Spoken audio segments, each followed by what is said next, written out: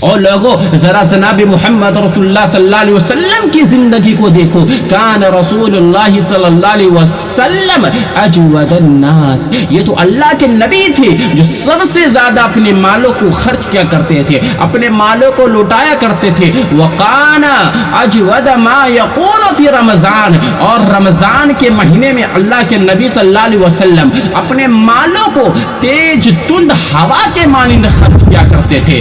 اتنا خرچ کیا کرتے تھے, اتنا خرچ کیا کرتے تھے کہ جب اپنے نبی کا انتقال ہوا, او دنیا والوں ذرا بات کو غور سے سنو, جب اپنے نبی کا انتقال ہوا لوگ اللہ کے نبی صلی اللہ علیہ وسلم کو دیکھنے کے لیے آتے ہیں. کچھ لوگ دن میں بھی دیکھنے کے لیے آئے, کچھ لوگ رات میں بھی دیکھنے کے لیے آئے. لوگوں نے کہا, لوگوں نے اما عائشہ سے کہا کہ او اما عائشہ گھر کے اندر کم سے کم روشن تو جلا دو, کم سے کم اپنے نبی کا چہرہ تو دیکھ لو.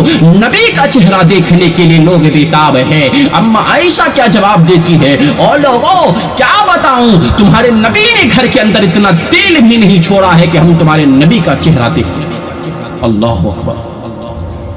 اگر چاہتے اللہ کے نبی اپنے گھروں میں دولت کے انبار لگا دیتے, خوب مالوں کو جمع کرتے, لیکن اللہ کے نبی صلی اللہ علیہ وسلم اپنے مالوں کو جمع نہیں کرتے تھے بلکہ اللہ کے راہ میں خرچ کرتے تھے, اللہ کے راہ میں لٹاتے تھے, غریبوں میں لٹاتے تھے, مسکینوں میں لٹاتے تھے. لیکن ہم اور آپ جیسے انسان آج ہم دنیا کے چکر میں پڑے ہوئے ہیں, مال کے چکر میں پاگل ہیں, دیوانہ ہیں, مجنوں ہیں.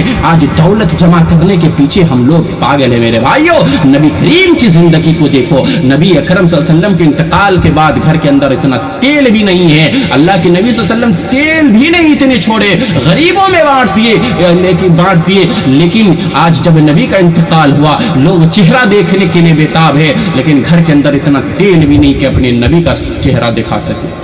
میرے بھائیو ذرا غور